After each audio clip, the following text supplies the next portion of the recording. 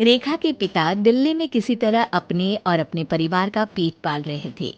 पर एक दिन अरे रमेश, तुम्हारी बेटी के तो समझो भाग्य ही खुल गए। वकील लड़के का रिश्ता आया है। अरे वाह, कब करना चाहते हैं शादी? वो लोग तो जल्द से जल्द ही करेंगे। बाकी शाम को मैंने रेखा को देखने के लिए बुला लिया है। तेरा घर छोटा है तो तुम लोग मेरे घर ही आ जाना। राकेश और उसकी बीवी सारी तैयारी के साथ रोहित और रेखा की शादी कर देते हैं। लेकिन अगले ही दिन देखो रेखा, शादी भले ही हो गई है, लेकिन तुम ये मत सोचना कि मैं किसी जोरू के गुलाम टाइप रहूंगा। रेखा को रोहित की बात अजीब लगती है। मैं ये तो सोच भी नहीं सकती और ना ही चाहती हूँ। लेकिन शादी के अगले ही दिन इस तरह की बात की उम्मीद भी नहीं थी। रोहित रेखा के मुंह से ये बात सुनकर गुस्सा हो जाता है। अरे, काफी जबान भी चला लेती हो। माँ ने सिखाया नहीं कि पति से कैसे बात करते हैं? रेखा अब चुप रहने में ही भलाई समझती है। रेखा, जल्दी से नाश्ता तैयार कर लो। आज पहला दिन है, सारे काम तुम्हें समझा दूंगी। ये नौकरानी है जो तुम्हें बता देगी कि कैसे कैसे क्या करना है। फिर इसकी कल से छुट्टी है। रेखा भी ससुराल में जी जान लगाकर काम करने लगती है।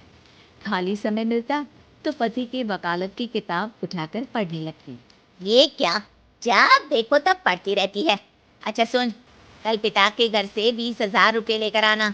मेरे छोटे बेटे की फीस भरनी है। लेकिन पापा क्यों भरेंगे उसकी फीस? अरे बाजी वाह, पापा क्यों भरेंगे? तो ये बता, हम क्यों रखेंगे तुझे यहाँ? क्यों खाना देंगे फ्री में?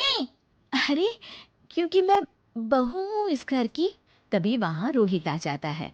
अरे वाह, बड़ी जबान चला रही हो।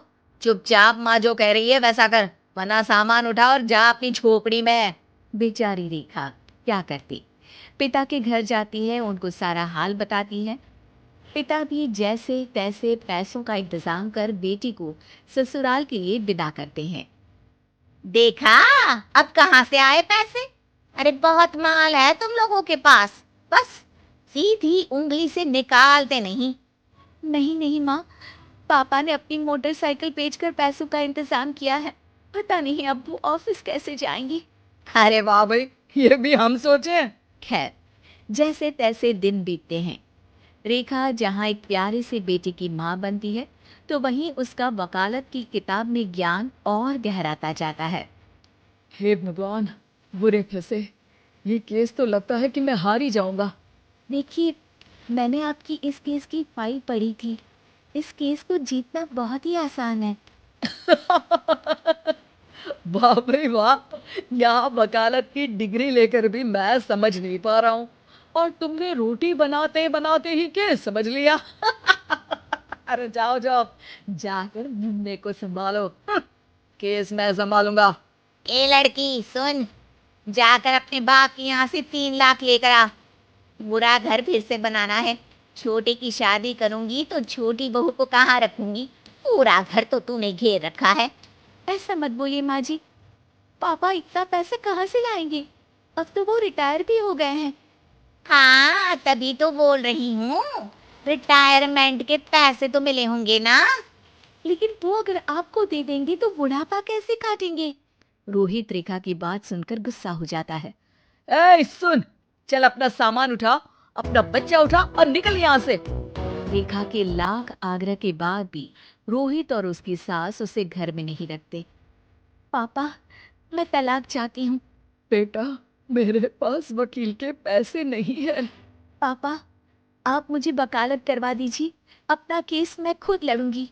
इस बार रेखा के पिता भी उसे ससुराल ना भेजकर रिटायरमेंट के पैसों से वकालत करवाते हैं। और फिर एक दिन कोर्ट के बाहर, रोहित, आज तुम अपना ही केस हार गए, वो भी उस लड़की से जिसकी तुमने कभी कदर ही नहीं की। रेखा, मुझे माफ कर दो। मैं इतनी बड़ी अमाउंट कहाँ से लाऊंगा? मैं हर महीने पैसे नहीं दे सकता तुमको। पैसे वहीं से लाना जहां से तुम मेरे पापा को लाने के लिए मजबूर करते थे। एक पिता अपनी बेटी की शादी उसकी खुशहाली के लिए करता है, ना कि सारी जिंदगी कर्जदार बनने के लिए। अरे, मेरे ही बेटे की किताब पढ़ पढ़ कर ज्ञान बांट रही हो। वकालत की किताब तो ससुराल में ही पड़ी थी ना। बिल्कुल, यहाँ मेरी गलती रही। जिस पैसे से मैंने इसकी शादी की थी, मुझे वो पैसे पहले इसकी पढ़ाई में लगाना चाहिए था। और आज रेखा एक जानी मानी वकील के रूप में काम कर रही है। Thanks for watching. Please subscribe and ring the bell icon.